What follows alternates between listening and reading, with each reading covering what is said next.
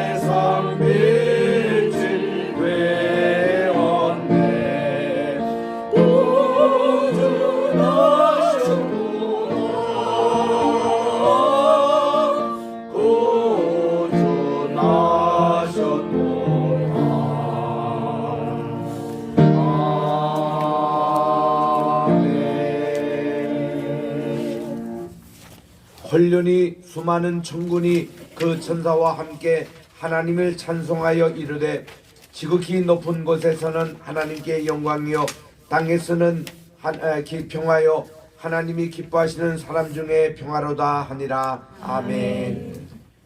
만복의 근원이 되시며 만주의 주가 되시고 존귀하신 하나님 아버지께 영광과 찬송과 존귀를 세세 영원 무궁토록 돌려드립니다. 오늘도 거룩하고 복된 이날, 특별히 오늘은 성탄주일로 하나님께 영광을 돌려오니 오늘도 주님 예배를 받아 주시옵시고 우리 아기 예수님의 기쁨과 평화가 우리 모두에게 오늘도 충만케 하여 주시옵기만을 예수님의 이름으로 기도합니다. 아멘. 다 같이 주고에 있는 공동 참회 기도문을 드리겠습니다. 시작. 사랑과 은혜가 풍성하신 하나님, 말씀이 육신이 되어 이 땅에 오신 예수님을 환영하며 저희의 마음속에 모시기를 원합니다. 지난 한 주간 동안 지은 죄들은 불의, 미움, 시기, 살인, 분쟁, 욕망, 거짓, 탐심, 비방, 비평, 교만, 자랑, 불순종, 불효, 불평, 불안, 무질서, 무자비 등 저희들의 모든 잘못과 허물을 용서해 주옵소서. 저희들이 주님의 보혈과 권능을 믿고 삶을 바꾸어 주님 안에서 새롭게 살게 하옵소서. 예수님만이 저희들의 거룩한 기쁨과 희망이 되시며 매일 승리하게 하옵소서. 모든 죄악을 철저히 차단하며 경건하게 하소서. 의와 진리로 주님의 형상 즉 모양을 담게 하옵소서. 다시 오실 예수님의 이름으로 기도드립니다. 아멘. 예수님은 말씀이 육신이 되어 이 땅에 우리를 거하시기 위해서 오셨습니다. 오늘도 이 성탄주일 기쁘게 맞이하며 우리의 모든 죄를 사하시려고 구세주로 오신 예수님을 환영하며 예수님의 보혈의 피로 우리의 모든 고백한 죄가 다 용서함을 받으시기를 믿으시기 바랍니다. 아멘. 이제 우리 교동문 제 118번입니다. 118번 우리 대림절 네 번째 주일. 나는 시온의 의가 빛같이 예루살렘의 구원이 횃불같이 나타나도록 시온을 위하여 잠잠하지 아니하며 예루살렘을 위하여 쉬지 아니할 것인즉 이방 나라들이 내 공의를 뭇 왕이 다 내 영광을 볼 것이요 너는 여호와의 입으로 정하실 새 이름으로 일컬음이 될 것이며 너는 또 여호와의 손의 아름다운 관 내 하나님의 손의 왕관이 될 것이라. 원하건대 주는 하늘을 가르고 강림하시고 주 앞에서 산들이 진동하리를 물이 섭을 사르며 불이 물을 끓임 같이 하사 주의 원수들이 주의 이름을 알게 하시며 이방 나라들로 주 앞에서 떨게 하옵소서. 주께서 강림하사 우리가 생각하지 못한 두려운 일을 행하시던 그때 산들이 주 앞에서 진동하여 싸우니 주 외에는 자기를 앙망하는 자를 위하여 이런 일을 행한 신을 예부터 들은 자도 없고 귀로 들은 자도 없고 눈으로 본 자도 없었나이다. 아멘. 4장입니다.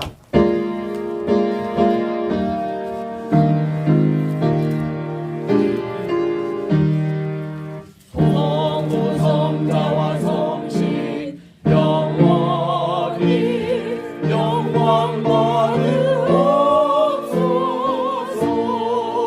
대초로 지금까지 또 길이 영원 무궁 성삼위께 영광.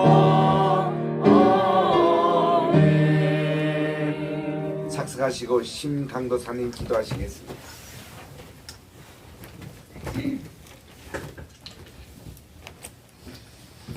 할렐루야. 하나님 아버지, 정하신 귀한 날 예배할 수 있도록 구원의 자녀 삼아주시고 이 자리에 모이게 하신 은혜를 감사드립니다. 아멘. 로이교를 세우시고 크고 아름다운 비전을 주시며 가슴을 뛰게 하던 때가 어제 같은데 한 해를 보내는 중에 있음을 보면서 불러주신 모양만큼 주의 뜻에 순종하며 칭찬받을 만한가 생각해보면 가슴을 치는 일이 너무 많습니다.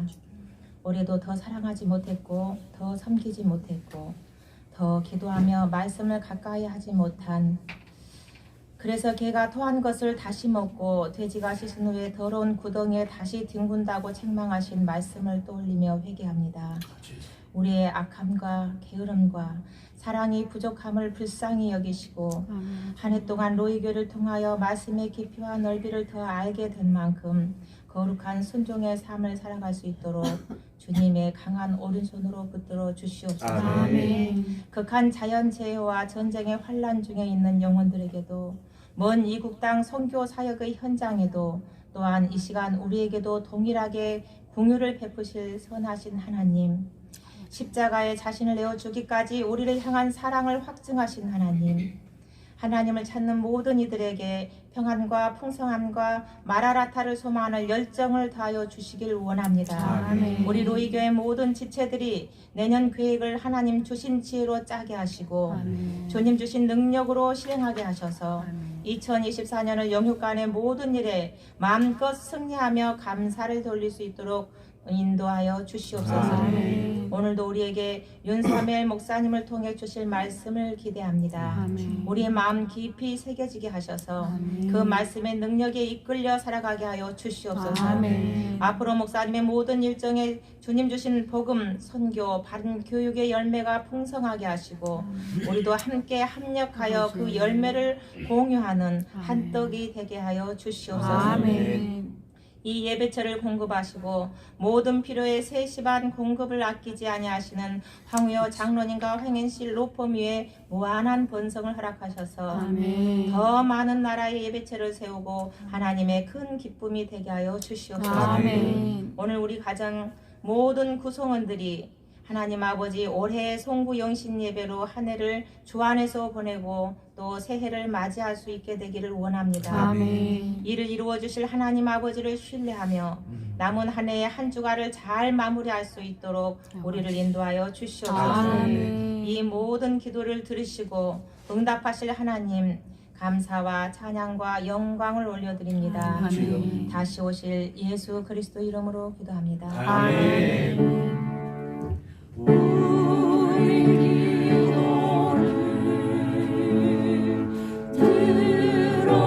들어주시고 주님의 영광을 내려주소서.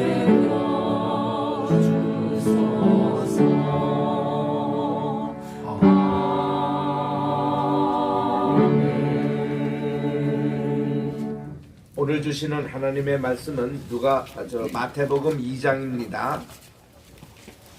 1절부터 제가 5절까지 읽을 테니 6절은 합독해 주시기 바랍니다. 마태복음 2장. 헤롯 왕 때에 예수께서 유다 베들레헴에 나심에 동방으로부터 박사들이 예루살렘에 이르러 말하되 유대인의 왕으로 나시니가 어디 계시느냐? 우리가 동방에서 그의 별을 보고 그에게 경배하러 왔노라 하니 헤롯 왕과 온 예루살렘이 듣고 소동한지라. 왕이 모든 대제사장과 백성의 서기관들을 모아 그리스도가 어디서 나겠느냐 물으니 이르되 유대 베들레헴이오니 이는 선지자로 이렇게 기록된 바. 시작. 또 유대 땅 베들레헴아 너는 유대 고을 중에서 가장 작지 아니하도다. 내게서 한 다스리는 자가 나와서 내 백성 이스라엘의 목자가 되리라 하였음이니이다. 아멘. 찬양하겠습니다.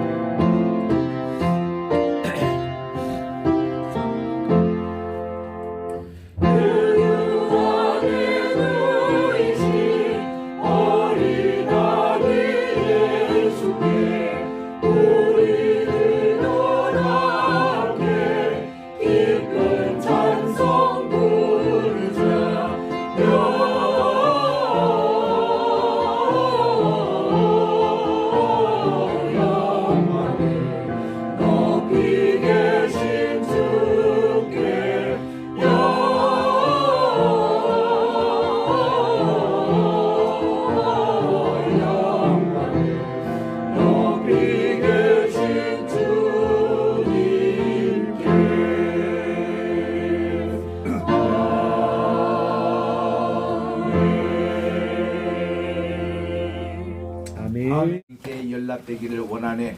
하나님 참으로 감사합니다. 오늘도 성탄 주일날 귀한 우리 마태복음 2장의 메시지를 통해서 우리에게 들려주시는 귀한 말씀이 우리 마음의 신비에 새겨서 30배, 60배, 100배의 결실을 맺게 도와주셨기만을 예수님의 이름으로 기원드리옵나이다. 아멘.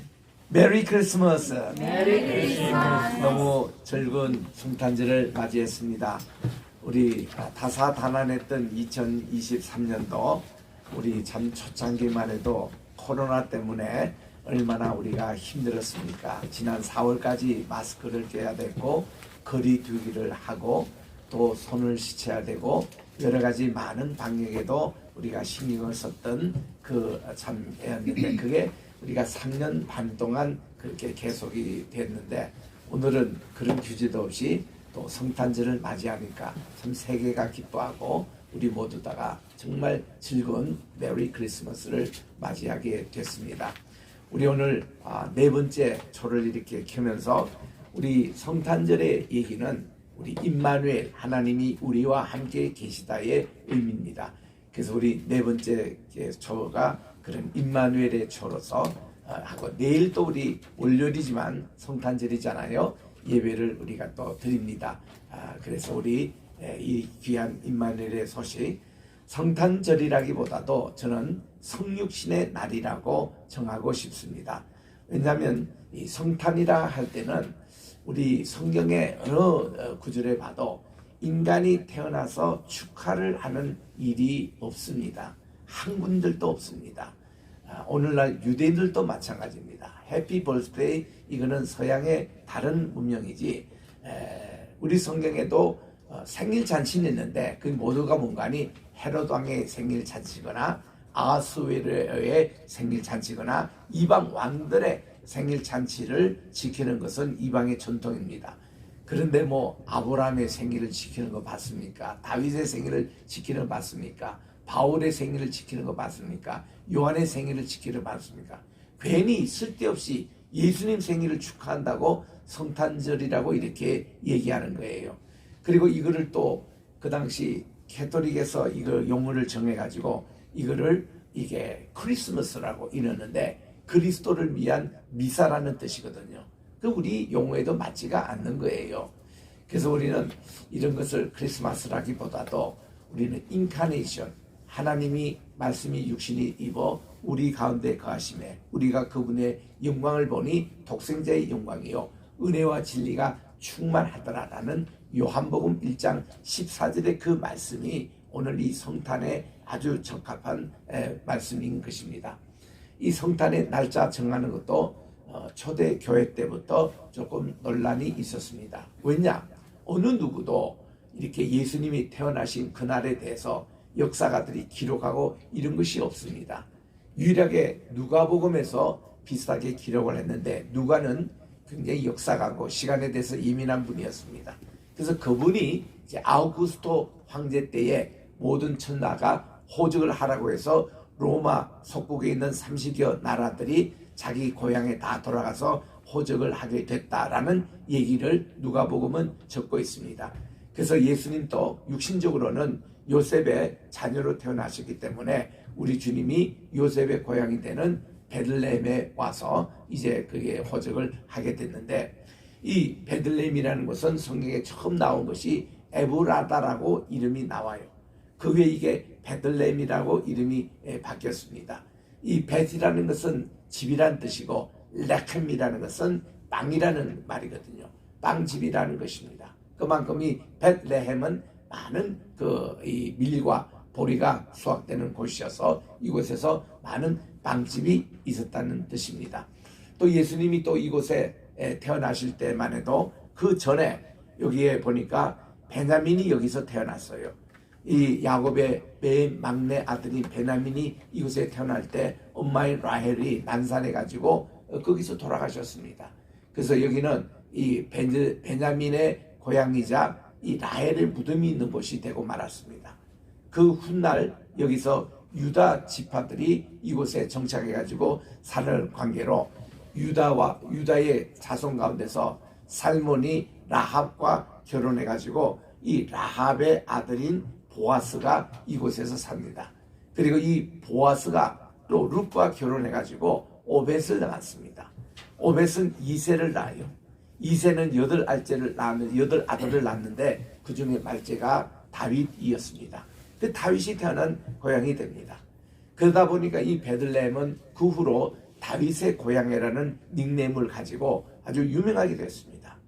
그 예루살렘으로부터 한 7km 남동쪽에 있는 요것이 해발에 777m입니다. 이 7로 다 세자가죠.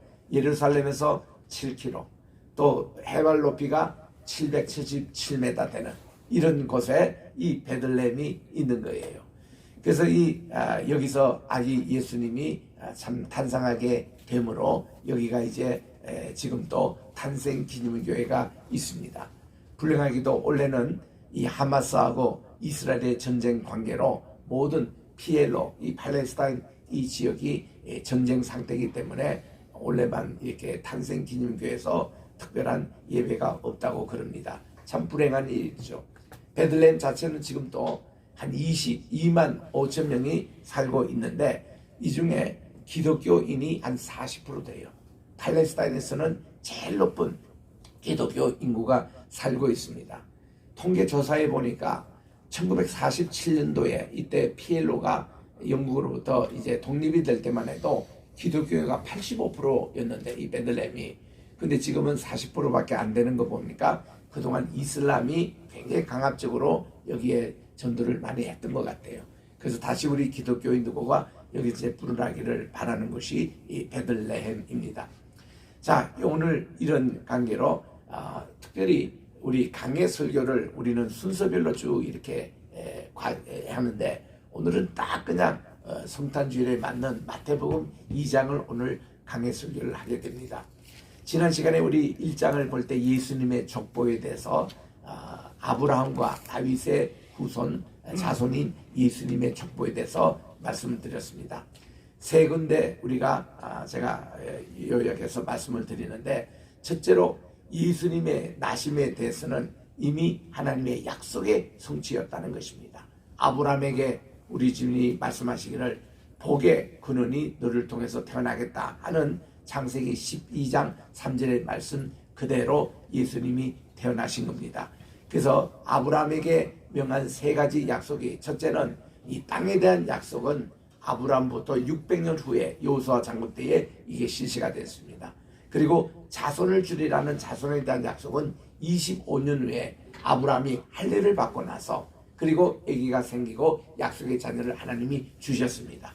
그런데 이게 복의 근원을 되시는 예수님의 탄생에 대한 것은 2000년이란 시간이 걸렸습니다.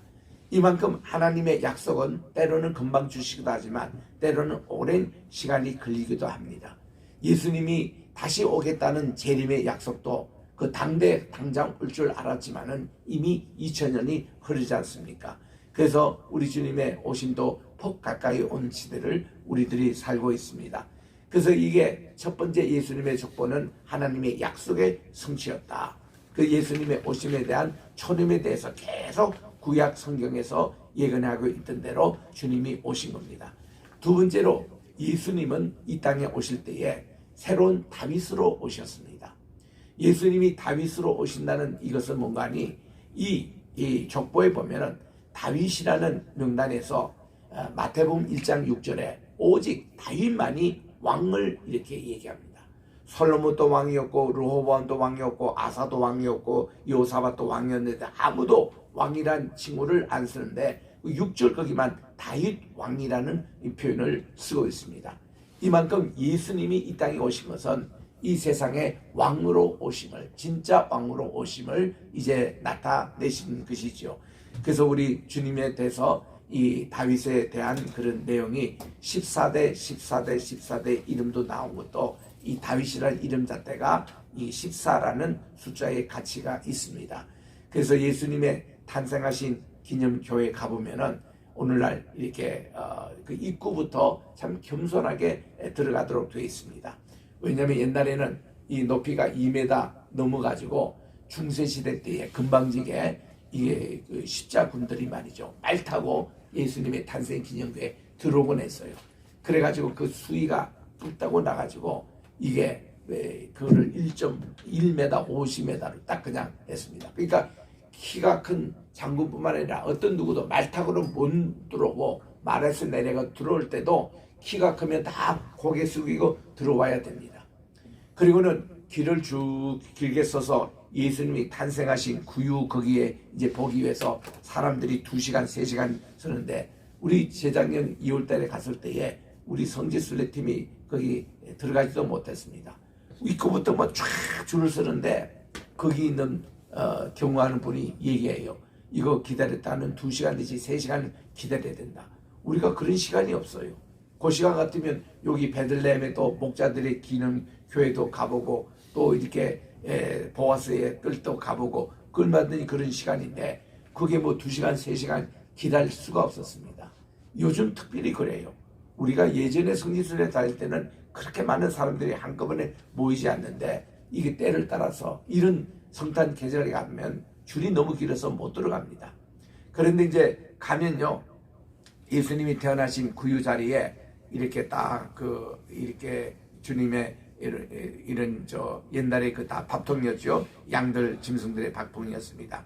거기 태어나신 것을 딱 보면은 14 별빛이 나는 이렇게 별로 장식이 되어 있고 거기에 보면은 이렇게 동굴이어 가지고 여기까지 이렇게 되어 있습니다. 이렇게 서서 보면 아무도 보이지 않아요. 이걸 보기 위해서는 무릎을 반드시 꿇어야 됩니다. 그래서 이렇게 보게 되어 있습니다. 그러면은 그게 성지순례 참여온 분들이 모든 표정들이 뭔가니 아주 교만과 모든 것 욕심은 다 내려놓고 아기 예수님을 경배하는 태도가 참 좋습니다. 동방박사 세 사람처럼 또 이렇게 많은 사람들이 여기에 오는 이런 모습을 보면서 우리가 아기 예수님을 맞이할 때 주님이 이렇게 하나님 본체신데 이게 구육간에 오신 이런 겸손을 배우고 가난을 배우고 검소한 생활을 배우고 이런 걸로 아기 예수님을 경배하거든요. 그래서 이 너티비티 철치 이 베들레헴에 있는 예수님의 탄생교회가 참 이거 고안을 잘했다. 입구도 이렇게 고개 숙이고 들어가게 돼 있고 또 구유에 예수님 태어나신 것을 볼 때도 무릎을 꿇고 이렇게 보게끔 그렇게 되어 있는 것입니다. 그게 우리 주님이 태어나신 거예요. 날짜에 대해서 우리 좀 논란이 있습니다. 이게 12월 25일이라고 정한 것은 이게 325년 니케아 교회회에서 정한 거예요. 왜냐면 거기서 이제 정할 때는 우리 예수님이 탄생하신 곳이 아마도 겨울이 아니겠는가 그렇게 그들이 추측을 했습니다. 왜 이제 겨울이라고 생각했냐면은 그들이 이제 가장 겨울은 밤이 깁니다. 그리고 이 동짓날이에요. 동짓날이 본래 12월 25일이었답니다. 로마 시대 때에. 이게 글리고리오 그 칼렌더에서 이제 추출하는 겁니다.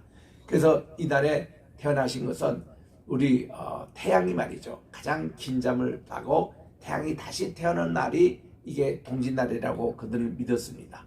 이때 우리 예수님이 태어난 걸로 그들이 임의로 그냥 정한 겁니다. 왜냐하면 그들이 그렇게 정하기 전에 성탄절은 제일 처음에 시킨 것이 1월 6일이었습니다. 1월 6일을 에피파니라고 그렇게 했어요. 에피파니라는 말은 주께서 나타나셨다는 주현절이라는 뜻입니다. 이날에 뭔가면 동방박사들이 아기 예수님을 경배한 날이라고 오랫동안 교회 전통에서 믿어왔습니다. 그래서 지금도 이 전통을 지키고 있는 많은 교회가 있습니다. 이 지상에. 러시아 가보면은 다 1월 6일이에요. 성탄절이. 그리스 가보면은 다 1월 6일 지킵니다. 정교회라고 붙인 오소독스라고 붙인 모든 교회가 1월 6일 성탄절을 지키고 있습니다. 그래서 이런 이제 러시아 옛날 구러시아권에 있는 사람들도 다 이제 1월 6일 날 성탄절을 지키고 있거든요. 저는 이때 직접 러시아의 모스크바 가서 그들의 성탄절 지키는 걸 다 참여했습니다. 근데 이렇게 러시아 구소련권에 있는 분들이 다 지키는데 원래 처음으로 지금 러시아가 누구하고 지금 싸움이 하고 있어요. 우크라이나가 전쟁하잖아요. 지금 2년째 지금 전쟁하고 있습니다.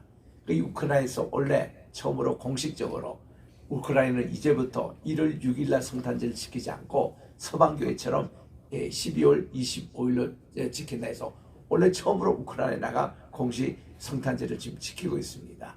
이거는 이제 러시아의 이제 이거 격리하고 떨어지려는 몸부림이지 모든 러시아 옛날권에 있는 나라들이 지금 또 1월 6일로 지키고 있고 그리스 정교회 우리 헬라 그리스잖아요. 거기도 다 정교회라고 이름 붙이고 콥틱 교회 다 1월 6일을 지키고 있습니다. 그게 본래 성탄절이었거든요.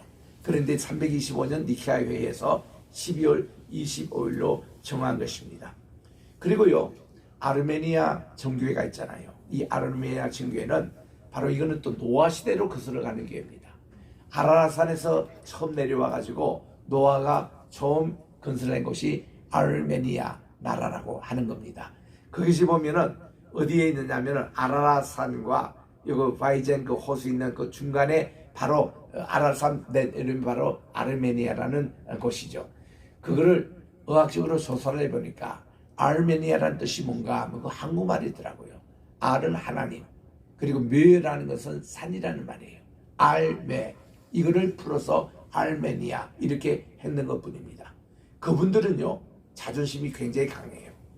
노아 후손에서 모든 인류가 다 다시 퍼졌기 때문에 홍수 후에. 그래서 아르메니아 정교회는요 제일 자기들이 주도권이 있다고 봅니다. 이분들이 지키는 성탄절은 1월 27일이라고 봅니다. 그래가지고 이 아르메니아 정교회 가보면 1월 27일 날 성탄절을 아주 크게 지킵니다. 아주 성대하게 지켜요. 그래서 지금 현재 지구상에서 성탄을 지키기만 해도 대부분 12월 25일이지만 1월 6일도 만만치 않게 이 세계 기독교의 반 이상이 이 날을 지키고 있고요. 그리고 일부는 1월 27일 아르메니아 이걸 지키고 있는 겁니다. 그런데 과학적으로 또 이 성탄절과 성경의 모든 연대를 분석하는 분이 있었습니다. 이분이 유진 폴스틱이라는 분인데 이분은 한국 6.25 참전 용사였어요. 그래서 한국에서 6.25 하는 동안에 이분이 예수님을 믿게 되고 크리스찬이 됐습니다. 이분은 굉장한 과학자입니다. 그래서 이제 조국에 돌아가가지고는 이분이 성경 연구소를 세웠습니다. 미국에 가서. 그래서 이렇게 하는 가운데서 PC가 발달돼가지고 이제 우리 본래 이 퍼스널 컴퓨터라는 것이 1948년도에 이것이 개발됐잖아요. 그리고 이것이 1970년대 중반까지 군사용으로 쓰였습니다. 오늘날 우리가 쓰는 PC 있잖아요. 군사용으로 써가지고 우리 일반 사람들은 이거를 접하지를 못했습니다. 그러다가 군사에서 75년도에 더 나은 이게 그것이 발달되고 나서 인간에게 풀어준 것이 우리에게 일반 풀어준 것이 그게 PC가 돼서 처음에는 애플에서 이것을 개발하고 그 다음 IBM에서 개발해가지고 오늘 이렇게 많은 컴퓨터가 이렇게 퍼졌다는 겁니다. 그 시기에 이 폴스틱이 컴퓨터로 가지고 이제 그분은 늘 별자리를 연구하는 분이기 때문에 이게 아주 과학적으로 별자리가 몇 년 어떻게 돌아가고 이 별이 어떻게 되고 그러면 세계가 어떤 역사가 일어났고 이런 것을 이분이 전문적으로 조사하는 분이었어요. 그래서 이제 컴퓨터의 프로그램에 딱 넣으면은 모든 이 별자리가 옛날에 1000년 전, 2000년 전에서 5000년, 6000년 전까지 쫙 나온다는 거예요. 그러다 보니까 세계 천지 창조가 언제 창조됐느냐? 4004년도 BC 그게 나오고 그리고 이제 노아 홍수가 언제 일어났는가? 그것이 딱 이제 이 컴퓨터 프로그램에 나오고 이런 것을 정확하게 해서 아브라함이 언제 태어났고 모세가 언제 시내산에서 홍해바다 사건을 일으키고 이걸 정확하게 딱 이렇게 도표를 만들어 가지고 그분이 성경 연구에 아주 지대한 용어를 끼쳤는데 이거를 누가 처음에 받아들인 거니 창조과학에서 받아들였습니다. 창조과학에서는 과학적으로 성경이 모든 것이 맞다는 것을 증명하는 것인데 저와 같이 창조과학을 한국에 시작한 분이 한동대학을 세웠던 이 김동 총장입니다. 그 김영길 총장이 그분이 이제 뉴저지 계실 때 중앙교회 그분이 안수 집사님이었는데 그때부터 우리는 이 창조과학을 시작해서 이분이 한국에 오셔가지고 한동대학 총장이 됐습니다. 그때가 1995년도였어요. 그때 우리나라 IMF 시작하기 바로 직전입니다. 그 해에 이 대천덕 신부가 이분은 이 예수원을 세웠던 분인데 이 폴스틱이 대천도 신부를 굉장히 좋아했습니다. 존경했습니다. 자기 멘토로 삼은 분이에요. 그래서 자기가 이렇게 좋은 성경의 연대기를 이렇게 발견했는데, 이 연대를 측정하다 보니까 한국의 상고사, 우리 한국에 있는 역사와 한국이 천문대가 세계에서 제일 먼저 발달이 됐대요. 한국 사람이. 경주에 있는 천문대는 그냥 하나의 상징에 불과하고, 우리나라는 천문대가 어느 정도 가면 한라산 그 전체가 천문대입니다. 한라라는 뜻 아시죠? 한일 할 때 한이라는 게 은하계라는 말입니다. 라라는 것은 은하계를 거머쥐다 이런 뜻이에요. 한라산 전체가 천문대였대요. 백두산 전체가 천문대였대요. 이게 이제 경주의 하나의 상징으로 천문대 조그맣게 세운 거 그 정도가 아니고, 그게 불암산 그것도 전체 천문대였다는 겁니다. 김해 있는 그 위에 산도 다 천문대였대요. 그만큼 우리나라는 별자리 연구에 굉장히 아주 주력을 했다는 겁니다. 우리나라의 청송이라는 곳에 주암산이 있는데, 주암산에 가보면은 동방 박사들이 예루살렘에 가서 예수님을 경배했던 것이 바위 암석에 그게 기록이 되어 있습니다. 불교계도 그걸 인정을 해요. 이게 마태복음 2장에 나오는 사건이었다고. 그래가지고 그 동방 박사 가운데는 일부가 신라에서 왔다고 얘기를 하는 이유가 그 때문에 그렇습니다. 그러다 보니까 중국에는 중국대로 시안에서 왔다 그런 얘기를 합니다. 그것도 맞는 얘기예요. 또 어떤 분은 페르시아에서 왔다, 인도에서 왔다, 또 저 먼 아프리카 남쪽에서 왔다 이런 얘기들을 합니다. 어쨌든지 이 동방 박사가 세 사람만은 아니었다는 것입니다. 이것이 다 이제는 일반적인 원리로 다 나왔습니다. 그래서 우리가 미국에서 이걸 연구하면서 이 성탄절 때 이거를 발표를 했어요. 저희가 많이 발표를 했습니다. 세 사람이 아니었다. 한국 찬송가 바꿔야 된다. 그래서 동방박사 세 사람, 그것도 지금 찬송가에는 동방박사 세 사람만 뺐습니다. 동방에서 온 박사더라고. 제가 설교문에 몇 장 몇 절 다 기록했잖아요. 6군데 7군데 찬송가 다 바꿨습니다. 이렇게 해서 우리가 새로운 진리를 발견하면은 이거를 알릴 필요가 있고, 또 이것은 찬송가 공예에서 받아들여가지고 이렇게 다 찬송가 가사를 거친 것처럼, 이제는 요즘은요, 옛날에는 동방박사 세 사람이 세 예물을 들고 아기 예수를 경배했던, 그래서 카드를 많이 썼는데 요즘 그 카드도 없어졌어요. 거의. 그 이렇게 이 과학적으로 이렇게 신학적으로 연구를 해보면요, 동방박사가 최소한 10명 정도는 왔을 것이다. 이 세계에서. 이유는 뭘까요? 이분들이 올 때에 별들을 연구를 했습니다. 별자를 연구하는데, 제가 그 설교문에도 자세히 다 쓰셨습니다. 폴스틱의 연구입니다. 거기에 보면은 목성하고 토성이 늘 어떤 주기로 이것이 이제 앞서거니 뒤서거니 하는 이런 이제 별자리가 있다는 거예요. 이거를 점성가들은 별들이 춤을 춘다, 댄싱한다 이렇게 표현합니다. 이렇게 하는데, 이런 그 하다가 856년 만인가 어떤 이상한 현상이 일어나는 거 아니? 거기서 중간에 있는 금성이 여기에 같이 끼는 거예요. 그래가지고 목성과 토성 사이에 춤추는 사이에 금성이 딱 끼는 세 가지 별이 함께 합칠 때 나타날 때는 위대한 위대한 왕이 태어난다는 이런 전설이 있었답니다. 그래서 이제 각 나라마다 이런 점성가들이 연구를 하는 가운데서 이 세 별이 합치는 이상한 빛을 보는데 일반 사람은 잘 모른대요. 근데 이 사람들은 특별히 이렇게 이것만 연구하는 사람들이 이것은 어디 곳이든 세계를 구원할 이 구세주가 탄생하셨다, 왕이 탄생한다 하고 그 별 따라 쭉 그들에게 왔는데, 각 지역에서 모인 분들이 어디에 다 집합하니 예루살렘으로 온 거예요.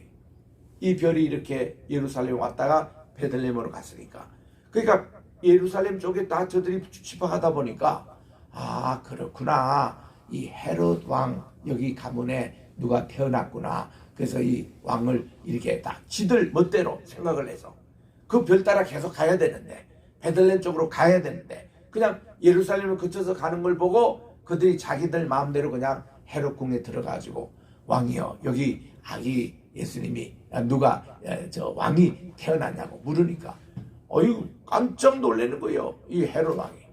왜냐하면 최근에 자기 가문에 아기 태어난 것도 없었고, 또 자기의 그 뭐 며느리라든지 이런 왕의 그런 가족 가운데 임신한 사람도 없는데 왕이 태어났다는 얘기는 뭡니까? 쿠데타가 일어나는 거 아닙니까? 이 헤롯 왕을 제끼는, 그래서는 난리 났습니다. 그래가지고 모든 대제사장 집합 해서 여러분들 성경에 보면은 이런 거 혹시 예언한 거 있으면 찾아보라고 했더니 거기 성경학자들이 다 있으니까 미가서 5장 2절의 말씀을 딱 찾습니다. 거기에 이렇게 기록되어 있습니다. 에브라다야, 너는 작은 고울이지만 너에게 유다를 다스릴 왕이 태어난다고, 메시아가 태어난다는 구절이 있는 거예요. 성경에 보니까 베들레헴이라고 나옵니다. 그렇게 얘기를 하는 거예요. 그 헤롯이 또 점잖게 옷을 정장하고서는 그 동방에서 온 박사들 여러분들 다 오는 자리에서 접견을 하면서 이렇게 베들레헴에 아마 태어난 곳 성경이 기록되어 있는데 거기 가서 당신들 잘 경배를 하고 그리고 내게 그 장소 정확하게 알려줘가지고 나도 거기 가서 경배하게끔 그렇게 해주시오 하고 이제 보낸 겁니다. 자, 이런 말씀 속에서 보면요, 실제로 이분들은 동방에서 온 사람들이 별을 보고 1년 2년 걸려서 여기까지 지금 여행 온 사람이에요. 그냥 아기 예수라는 말도 그들은 모르고 뭔가 왕이 이제 출생한 별자를 보고 이 별이 이제 이동하는 방향을 따라 그들이 온 것뿐인데, 그들은 그렇게 많은 시간을 들여 많은 돈을 들여 실제로 아기 예수님을 지금 경배하러 오잖아요.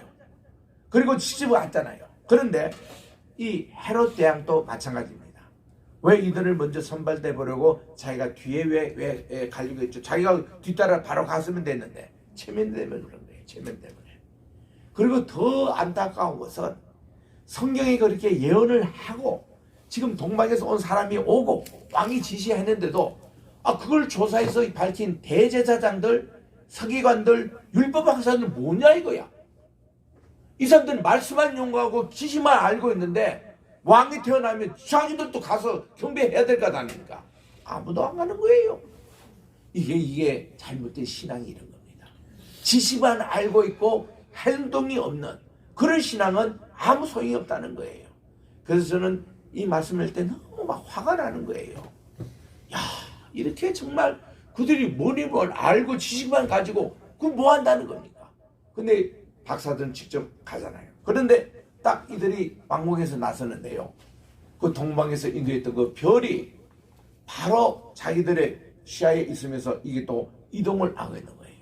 그 별을 보고 보니까 2장 10절에 보니 너무 기뻐했더라. 이것을 본가니 exceedingly, 이거는 막 최고의 표현입니다. 그리고 rejoice, 이 별을 보고 그들이 기뻐하고 또 기뻐했더라, 이렇게 나오는 거예요. 내일 제가 아침에 성탄 축하 예배 때 본문이 누가복음 2장 10절부터 14절입니다. 누가복음 2장 10절에도 보니까 큰 기쁨의 좋은 소식을 너에게 전하노라. 천사들이 우리에게 전한 최초의 복음의 소식을 큰 기쁨의 좋은 소식으로 했습니다. 이 말씀과 오늘 이게 박사들이 별을 볼 때 그들이 크게 기뻐했다라고 그 별을 따라가는 거예요. 이게 7km 따라 이렇게 쭉 가면은 유다 광야를 이렇게 지나고 그들이 이제 그 예루살렘은 해발이 850m인데 이거는 777m입니다. 그래서 여기서 유다 광야를 따라서 쭉 내려오면은 이제 베들레헴에 이르는 겁니다. 그랬을 때 예수님이 태어나신 동굴에 딱 별이 멈추는데 그들이 이렇게 딱 들어가서 보니 이거는 집이라고 표현했습니다. 동굴이 아니라 집이라고 표현했어요. 이거는 뭔가 하니 누가복음에서는 예수님이 태어나신 것이 자연 동굴 구유에서 태어나셨는데 태어나시고 며칠 후에 여관 사관에 집이 난 것 같아요. 그래서 그쪽으로 옮겼습니다. 그래서 집에 들어가 보니 아기 예수님이 계신 거예요. 그래서 이들이 주님 앞에 바친 예물이 대표적으로 황금과 몰약과 유향이라고 이렇게 적혀 있습니다. 이거는 세 가지만 들은 게 아니라 대표적으로 세 가지만 언급했다는 것입니다. 이유는 뭘까요? 이것의 상징적인 그런 다이기도 합니다. 황금이라는 것은 왕위에 대한 그런 축하라고 그래요. 또 몰약이라는 것은 예수님의 그런 선지자적인 그런 이제, 그리고 유향이라는 것은 제사장적인 이런 어떤 그것을 상징하는 예수님의 상중직을 상징하는 인물이라고 그럽니다. 또 이거를 믿음, 소망, 사랑으로 또 해석하면은 금 같은 믿음, 그리고 이제 몰약 같은 그런 이제 소망, 그리고 이 유황 같은 사랑, 이렇게 해서 믿음, 소망, 사랑으로 해석하기도 합니다. 어쨌든 이 세 가지 제물을 드렸다고 우리들은 동방박사가 세 사람인 걸로 이렇게 착각해서 그동안 이렇게 잘못 전해왔는데, 이제 그것이 전 세계적으로 다 이제는 변화됐습니다. 이 동방박사가 4사람에서 12사람까지 얻었을 것이다. 이런 것이 이제 다 보편적으로 알려지고 있거든요.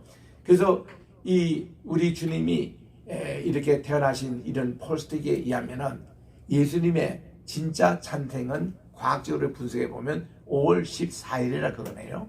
그리고 그게 또 AD 6년이라 BC 6년이라 그럽니다. 왜냐하면 이 니케아 회의에서 예수님의 탄생하신 그거를 이제 BC와 AD의 기점적으로 나눠서 이제 저들이 분석을 했는데, 뭐 그냥 그런 계산에 착오가 생겼습니다. 그리고 요즘 과학적으로 별자리 이런 거를 연구해도 그렇게 나옵니다. 그런데 5월 14일, 이것도 우리에게 익숙한 시간이에요. 왜냐하면 1948년 5월 14일에 지금 이스라엘이 독립한 날이거든요. 그 이스라엘 독립한 날이 이 과학적인 예수님의 탄생, 그걸로 이렇게 또한 잡은 그것도 참 의미가 깊습니다. 그래서 우리 현재 4가지 이런 성탄의 기원에 대해서 많이 나오기 때문에 좀 헷갈릴 수도 있지만은, 저는 그래도 지금 오늘 12월 25일 이날 성탄절을 해서 1월 1일 요걸로 정해서 새롭게 새해가 시작되는 이것을 가장 좋아합니다. 이건 신학적으로 참 잘 정했다고 봅니다. 왜냐하면 이게 예수님이 탄생하신 것을 12월 25일 그 당시 동짓날입니다. 이 날을 기점으로 우리가 예수님이 태어나신 지 8일 만에 요게 1월 1일이 되는 거예요. 새해가 시작되거든요. 그때부터 정식으로 AD가 시작이 되는 겁니다. 요게 정확하게 신학적으로 맞다는 거예요. 그래서 우리가 오늘날 성탄절 12월 25일 지키는 거 얼마든지 축하해야 되고, 우리가 또 온 세계가 함께 즐거워하는 메리 크리스마스가 돼야 된다는 것을 제가 이제 강조합니다. 그래서 2가지예요. 제가 이것을 역사적으로 다 판단하고 또 과학적으로 다 얘기를 살펴봤지만은, 우리들은 예수님 정확하게 언제 탄생할 것인가 이런 해피볼스에 대한 의미는 별로 없어요. 하나님이 말씀이 육신이 되어 이 땅에 오신 우리들은 성육신의 사건, 이 성육신의 사건은 언제든지 있을 수 있습니다.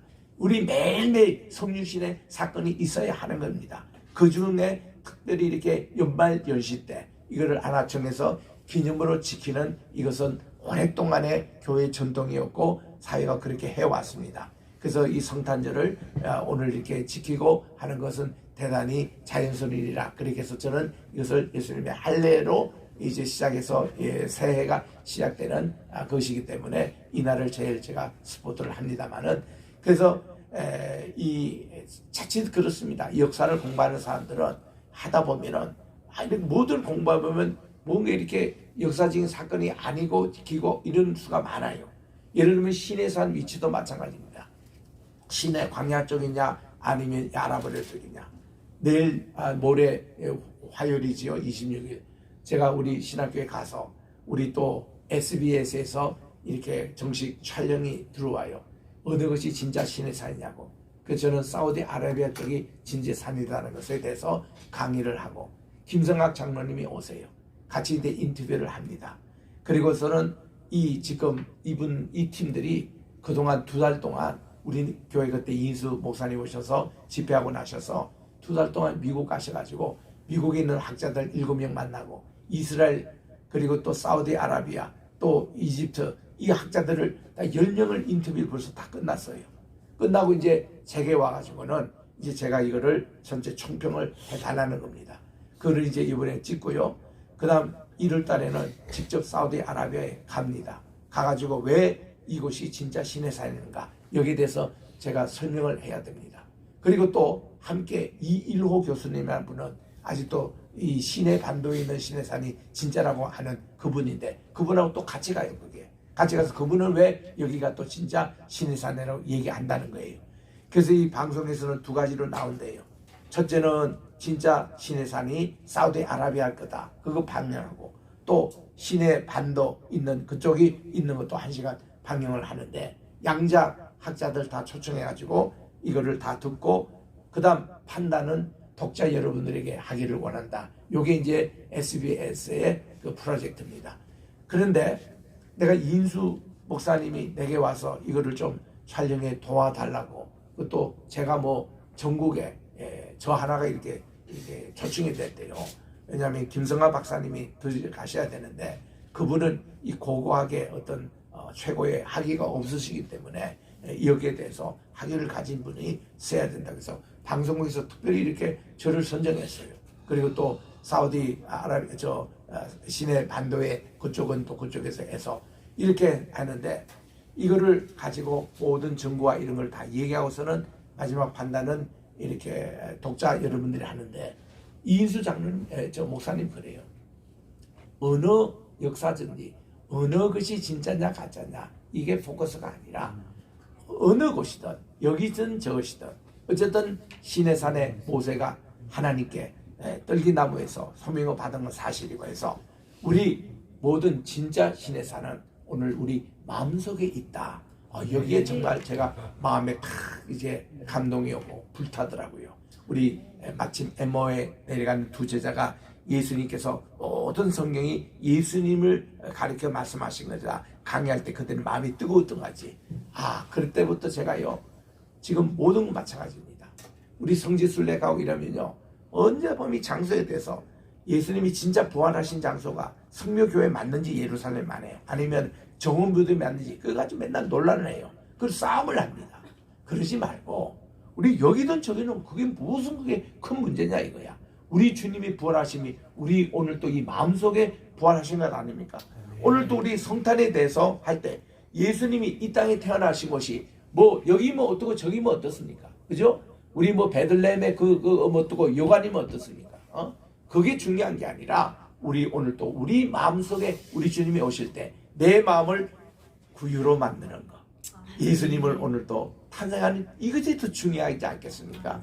우리가 호산나 주일날 때 보면은 호산나 하면서 예수님이 예루살렘에 입성하신다 이럴 때도 우리는 그게 의미 캐치로 바로 우리가 이 예루살렘에 내가 호산나 찬양드리며 예수님을 우리 마음속에 환영하고 모시는 것 이게 진짜 종료주일이었듯이 그 성경을 이렇게 봐야 된다는 겁니다. 저는 이 주관점 이거거든요. 그래서 또 많은 분들이 과학적으로 알고 싶어하고 이렇게 아는데 그래서 그분들이 다 소견을 해요. 여기도 이런 성지순례가 가면은 이런 장소 이런 장소 다 하지만은 마지막 결론의 부분에 있어서는 우리는 우리 자신이 베들레헴이 될 수 있고 우리 자신이 예루살렘이 될 수 있고 우리 자신이 시내산이 될 수 있고 우리 자신이 아라산이 될 수 있다는 이런 영적인 의미로 말씀을 읽을 때에 이것이 바른 해석이 된다. 이것을 저는 강조하면서 이렇게 참 말씀도 전하고 설교를 하는 거예요. 그래서 우리 동방박사 얘기는 이만큼 하고 예수님이 정말 이 헤롯이 이렇게 그 동방박사에게 쏘은 줄 알고 이제 예루살렘 이 베들레헴 이하의 두사 이하의 아이들 다 죽이려고 그렇게 할 때에 그 당시요 요즘은 우리가 카톡이라든지 전화해서 알려주지만 그 당시 예수님 하나님께서 우리에게 알려주실 때 꼭 천사가 꿈을 통해서 알려주는 거예요.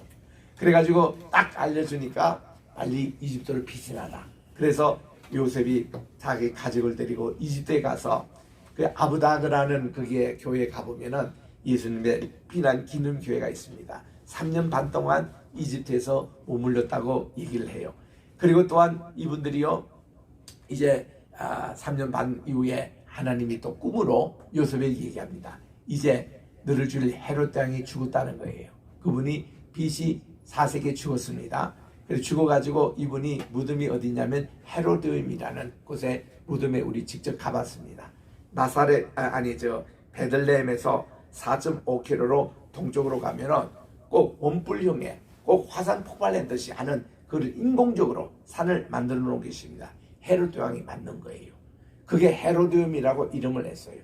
거기 딱 산에 가보면 남쪽에는 드고와 아모스의 고향이 거기 보입니다. 그리고 서쪽으로 가보면 베들레헴이 거기 보여요. 그 위치에 있는 바로 그 헤로디움의 중간턱에 헤롯 대왕의 석관이 발견됐어요. 그게 언제 2007년도 이집트 학자가 발견했습니다. 검증하니까 맞아요. 그래서 지금 가보면 헤롯 대왕의 묘라고 이렇게 써져 있는데 그게 이 헤롯 대왕이 묻혔어요.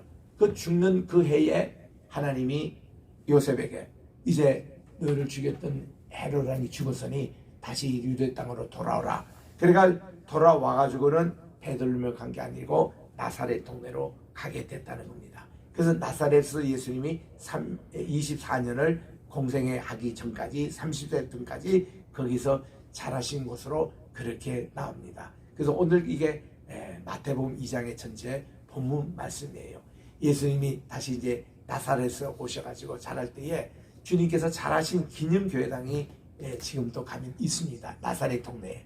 나사렛 가면 이게 정말 가브리엘 천사가 그 마리아에게 아기 성령으로 잉태될 그 아기 낳을 가르쳐주는 그 장소에 이 기념교회당이 서 있는데 그것이 디자인을 어떻게 했냐면은 가브리엘의 천사를 12개 광으로 쫙 표현해가지고 거기에 이제 도움을 딱 해서 딱 비춘 굉장히 멋있는 교회를 세워놨습니다.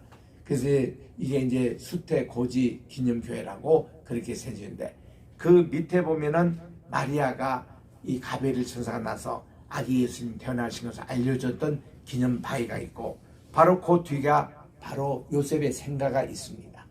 이 생가에 요즘은 못 들어가요. 10년 전서부터 못 들어갔더라고요. 우리는 옛날에 다 들어갔거든요. 들어가 보면 예수님이 자랄 때에 그때 이 집 그 터가 남아 있습니다. 남아 있는데 꽤 커요.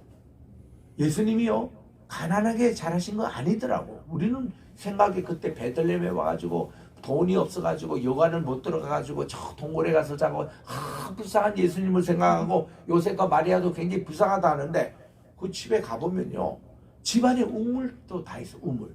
집안에 우물 정도 있다는 것은 굉장히 이 집이 부자라는 겁니다.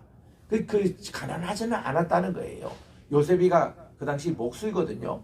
목수니까 우리 생각에는 목수를 맨날 그 대패질하고 창문 짜고 이 정도 생각하는데 그게 아니더라고요. 조사해 보니까 이 목수라는 개념은 그 당시 헤롯 대왕이 별궁이 여러 개 있었습니다.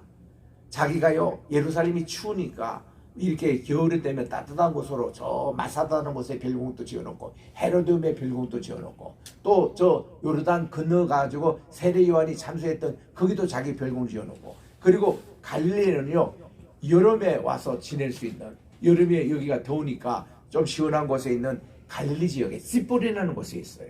거기서 이 나사렛 동네에서 시포리가 불과 한 5리 정도 됩니다. 여기에 왕궁을 짓는 일에 요셉과 예수님 그리고 예수님의 남동생들이 다 거기 참여했더라고요. 그 왕궁을 짓는 기술자들이 있더라고요. 이런 목수의 개념입니다. 우리가 생각하는 완전히 틀려요.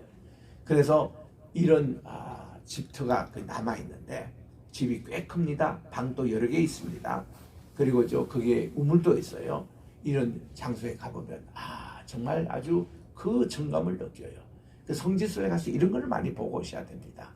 그래서 오늘 우리 귀한 성탄주를 맞이해서 오늘 특별히 마태복음 2장을 통해서 우리 동방박사의 얘기나 예수님의 성탄에 대한 깊은 의미나 날짜에 대해서나 또 우리 주님이 정말 이집트 비난시대에 거쳐서 다시 갈릴리에서 자랐던 이런 얘기들을 담겨있는 마태복음 2장을 오늘 공부했습니다. 이 말씀은 오늘 또 우리 속에 정리이 돼서 오늘 또 우리 속에 예수님을 모시는 베들레헴이 되시고 예수님을 우리 모시는 나사렛 동네가 되시기를 주의 이름으로 축원합니다. 네, 기도하겠습니다.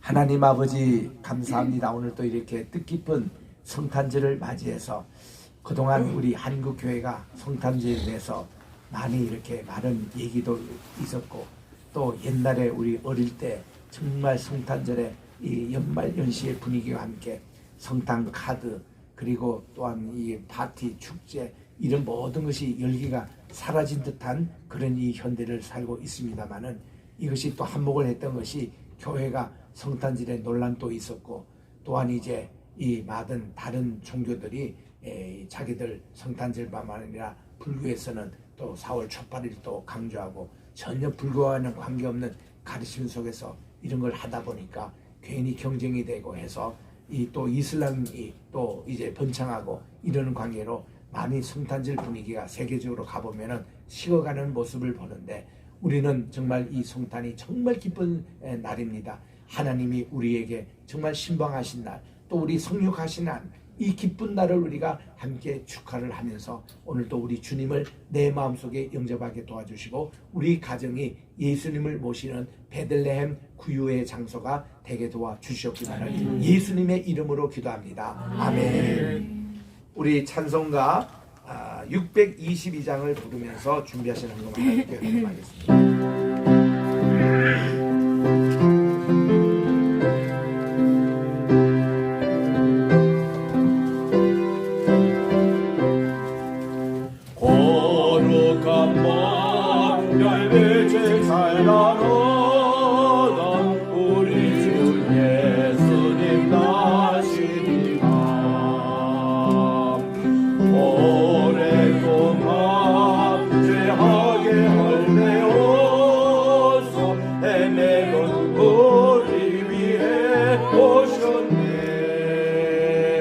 온 땅이 주의 나신 길 구하며 이 밤의 아침 밝아오도다. 무릎 꿇고 천성하다 걸어 오 거룩한 밤 생하신 밤 이번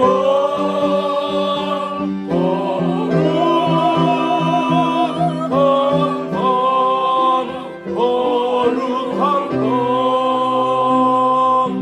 우리 모두 믿음의 빛을 따라 그 앞에 감사하다 나가세.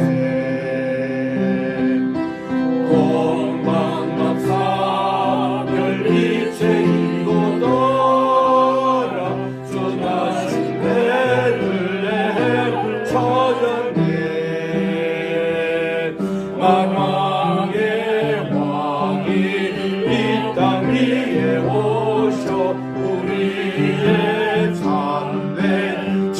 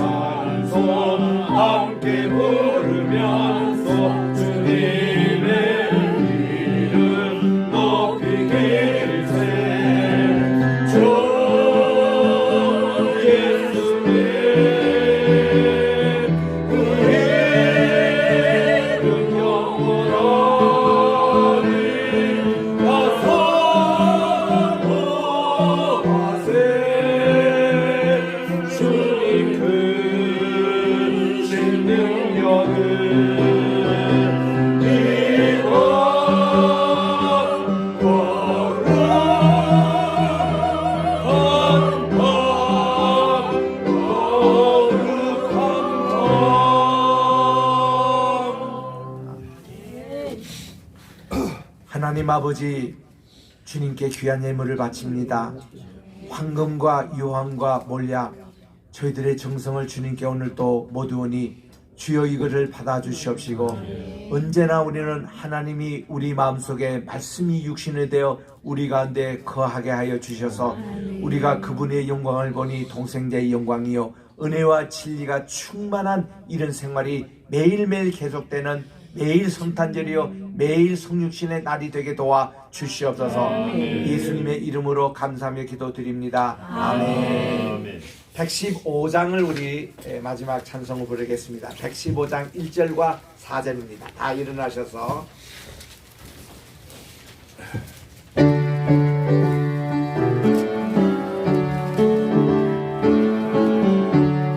기쁜 구주 오셨네. 백성 가지라 교회여 나 일어나 나 찬양하여라 나 찬양하여라 나 찬양하여라 그 세워질 내 시주 나 전하시네 만든 백성 우주 앞에 나 경배하여라 나 경배하여라 나 경배하여라.